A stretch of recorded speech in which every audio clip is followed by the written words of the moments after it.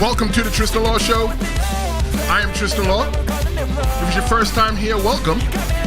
And if you've never been here before, welcome. If you've been here before, welcome back. I am Tristan Law. Thanks so much for joining us today in this WWE Bash in Berlin prediction and pre-show special event here on YouTube. I'm looking forward to the Bash in Berlin event that is happening pretty early today. It's happening at 1 p.m. Eastern on Peacock and on WWE Network everywhere else in the world. We're going to be deep diving into this action-packed card that's got everyone talking. We've got title defenses, grudge matches, and this event is set to shake the WWE universe. Today we've got 3 titles on the line, and we've got lots of interpersonal problems that need to be sorted out. And how else can you sort it out? In a WWE ring. But let's take a quick look at the card so we can know what to expect. All right, so looking at the card right now, we got Kevin Owens versus Cody Rhodes. It's a clash of allies turned rivals, as Cody Rhodes puts his undisputed WWE Championship on the line against Kevin Owens at Bash in Berlin. Will the American Nightmare's reign continue, or will KO? Well, this is a really good question. Will KO's finally seize his second title win? It's been quite some time. Looking at the next match that we got going on, we've got the Unholy Union versus Bianca, Belair, and Jade Cargill. It's a battle for redemption as former champions Bianca Belair and Jade Cargill look to reclaim the WWE Women's Tag Team Championship from Alba Fire and Isla Dawn at WWE Bash in Berlin. Will their power and determination be enough to topple the airy dominance of the Unholy Union? That in itself is a really good question. We also got Damian Priest and Rhea Ripley, the Terror Twins, versus Dominik, Mysterio, and Liv Morgan. Retribution is on the horizon as Damian Priest and Rhea Ripley seek vengeance against Dirty Dominik Mysterio and Women's World Champion Liv Morgan in a high-stakes mixed tag team match at WWE Bash in Berlin. Will the betrayal of powerhouses of the Judgment Day get their revenge, or will Dom and Liv continue to revel in their shocking SummerSlam betrayal? And what a betrayal it was. We've also got CM Punk versus Drew McIntyre. The stage is set for a brutal showdown as CM Punk and Drew McIntyre reignite their fierce rivalry in a highly personal scrap match at WWE Bash in Berlin. Will Punk's thirst for vengeance finally be satisfied, or will McIntyre's relentless aggression prove too much for the Second City Saint? Will it? We'll definitely want to have to look into that. And finally, we've got Gunther versus Randy Orton. It is a clash of titans as World Heavyweight Champion Gunther returns to Europe to defend his title against the legendary Randy Orton at WWE Bash in Berlin. Will the Ring General solidify his reign on his home soil, or will the Viper strike and claim the championship win for his own? Very good question. Very good questions looking at WWE Bash in Berlin. And wow, just after going through all that, I'm already hype. I was not hyped for this one match that I'm going to go into first until I watched SmackDown last night. I am so hyped for the undisputed WWE Championship match, Cody Rhodes versus Kevin Owens. You see, Cody called in a lot of favors just to get into WrestleMania, just to win the championship, even after WrestleMania against the new bloodline with Solo Sikoa. He called in a lot of favors in Randy Orton and Kevin Owens, and I think there's going to be a lot of asses that's going to have to get kicked just for Cody Rhodes to even keep that championship. So now he's got Kevin Owens, who he being Cody Rhodes wanted to be so nice, really nice babyface. I want to give you a championship. You see, Kevin Owens didn't want that. He didn't earn that. But you know what? Now that you're giving it to him, look, man, Kevin's only been the champion one time. He wants to be the champion again. And now it's like, what's more important? Is the friend really important? Or is the championship really important? You have to look at what Kevin Owens has done to Sami Zayn. right? He's drug his best friend Sami Zayn through the muddy waters, and you really expect Kevin Owens to go out there and do the right thing with Cody Rhodes in the ring? I don't expect that, right? Because I am not Boo Boo the Fool. I don't expect that at all. What I expect in this match now, especially after watching SmackDown right now, I think this match is going to open up Bash in Berlin. We're just going to get it in and get it out. And after watching this match, I think this match is going to be one hell of a match. It's going to be a really good story going into the match, and they've only built this story in a couple of weeks. They haven't had long to build the story. It's only been building in a couple of weeks. My issue with Cody Rhodes and his WWE Universal Undisputed, whatever they're calling it, championship reign right now, is there hasn't been anybody to really come for his head. Nobody. Okay? Since he's won, he probably had, AJ Styles try to come for him, right? But nobody's really coming for him. And if you watch SmackDown last night, here's a spoiler. Solo Sikoa said, no matter who's the winner of this match, Solo Sikoa's coming for that belt again. And Solo Sikoa had his chance last month. And look what happened. Nothing really too impressive. But that's what we got going on with that match. What do you think is going to happen? Give me your predictions. Is Cody going to win? Here's my prediction. Cody's going to win. It's going to be a really good match. Cody's going to win, and Kevin Owens is going to walk out with a chip on his shoulder. Definitely going to have a chip on his shoulder. Okay? And that's just... There's nothing else that's going to happen. I don't think there's any further of the storyline. I wouldn't be surprised if Solo Sikoa comes out and watches the match, right? But I don't see anything really happening crazy in that match. I see that being the opening match. Another match that I'm kind of lukewarm for is the WWE Women's Tag Team Championship. That's the Unholy Union versus Bianca Belair and Jade Cargill. That match, I'm kind of just like, meh. I know that match is going to be a great match. I know it's going to be a great match because you have Bianca Belair in there. I think she's going to be the ring general. That is a pro wrestling term. She's going to be the ring general in that match in itself. So, she's probably going to be the one that, controls what goes on in the ring. I think that by the end of this match, I don't think Bianca and Jade are going to win the belt. Everybody wants to see Bianca versus Jade Cargill. And I'm just always looking at it like this. Why we always got to do black on black crime? Why can't we just be friends? Why the two sisters got to go in the ring and why the two sisters got to fight against each other? That's what I want to know. Okay, but it's happening.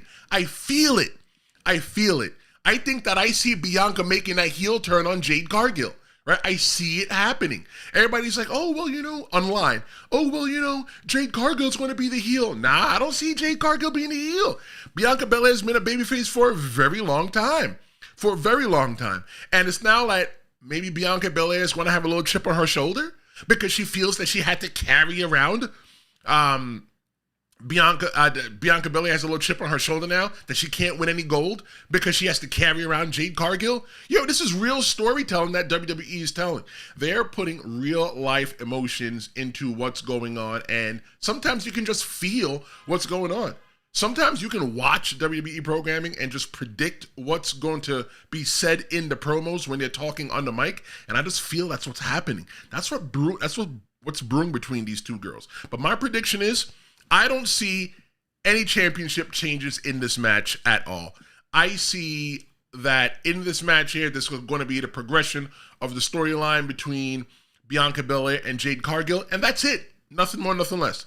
The Unholy Union is going to move on, and then they're going to, help somebody else progress their storyline. But the story here is not Unholy Union versus Bianca and Jade. The two people you need to watch in this match, it's Bianca Belair and Jade Cargill.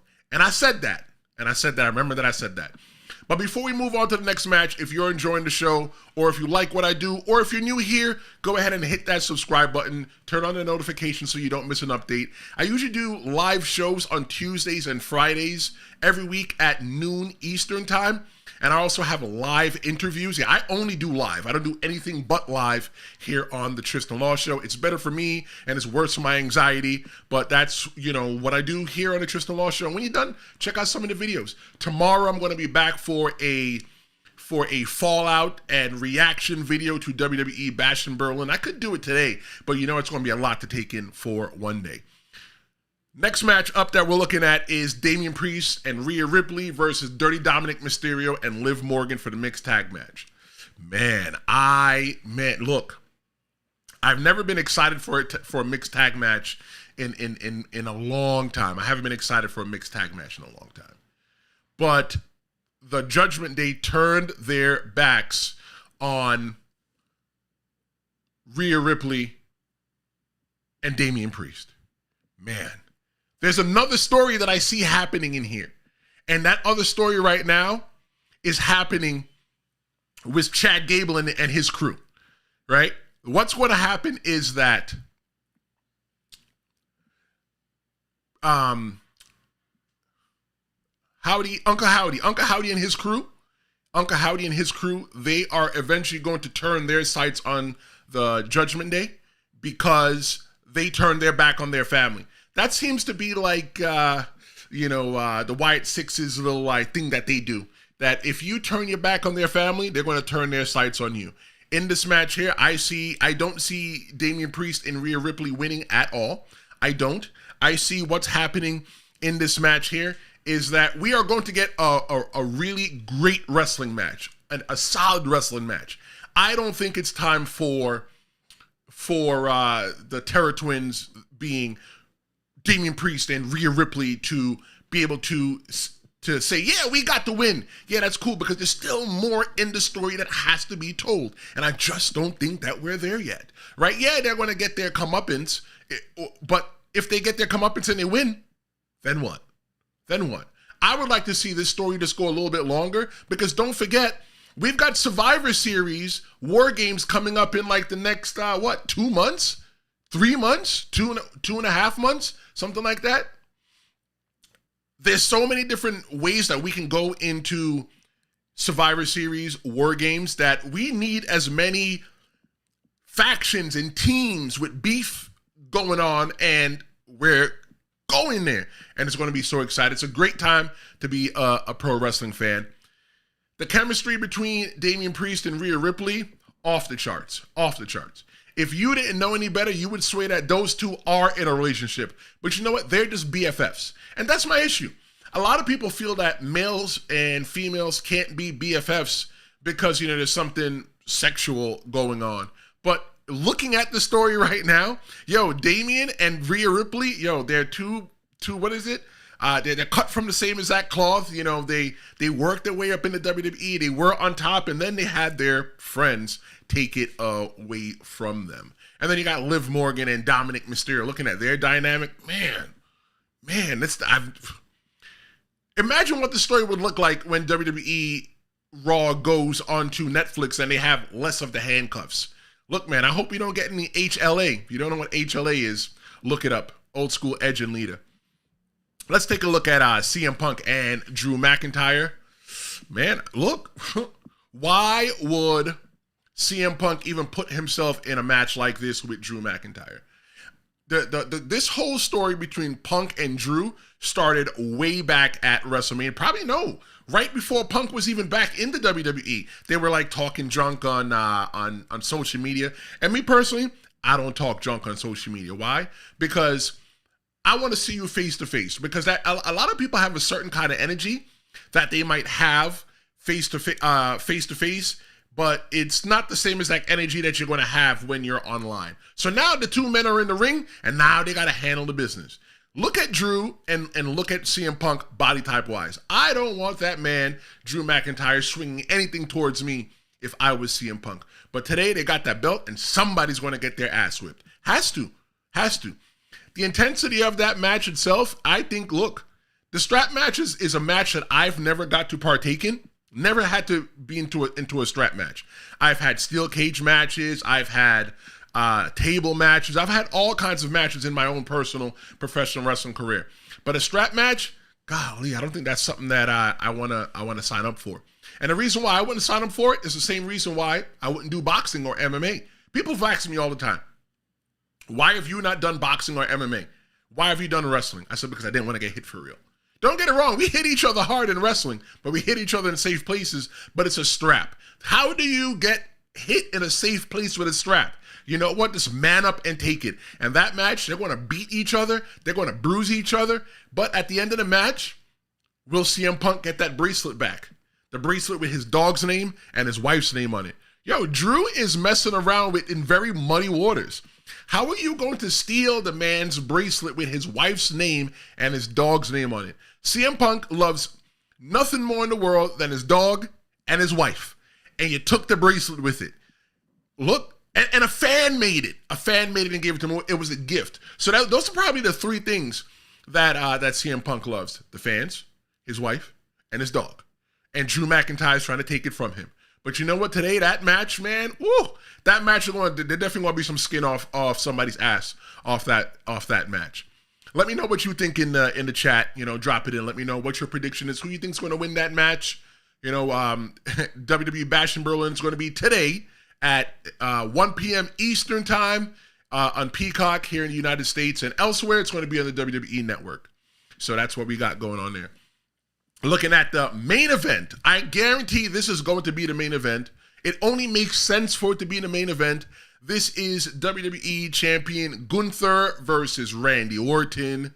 This is a match here that, man, look, you remember when Big E used to talk about big, meaty men slapping each other around? Well, this is going to be a match with two big, meaty men slapping each other around. Will Randy Orton be able to take this championship from Gunther? Look, Gunther's from Austria, and they're wrestling in Germany. Germany is only 1.5 countries over to the northwest. Yeah, to the northwest, they're only 1.5 country over. So Gunther's not too far from where it's going on. So he might have he has the hometown advantage. You can say that. But I don't see Randy Orton walking out there with the belt. I see them singing Randy Orton's song, but I see them booing him at the same exact time. I see Gunther walking into that match as the babyface and walking out as the champion. It's not time for Gunther to lose that belt yet, because you look at it, okay, he's held that Intercontinental Championship for so long that we thought he was going to retire Intercontinental Champion. Okay, yeah, he's wrestling a different caliber of wrestlers now, but you know, I just don't see it. Randy's a good wrestler.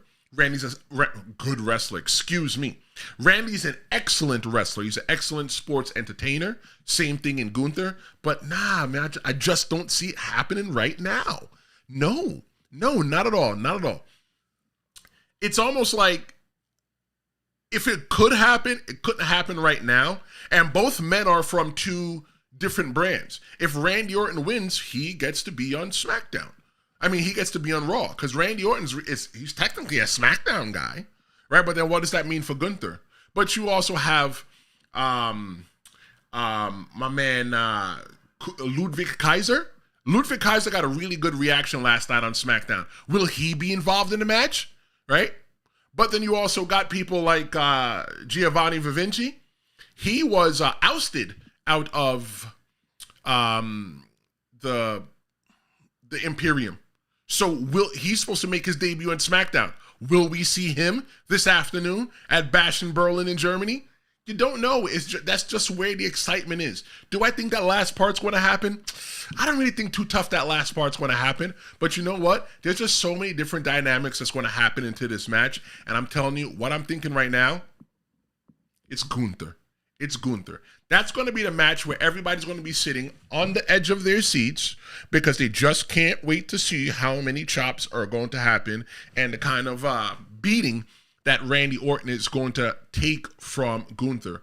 But Randy Orton is not going to sit in there and just take the beating. He's going to have to give his own beating back. I think that what would make this match great is, let me hold on to that for a second. Let me hold on.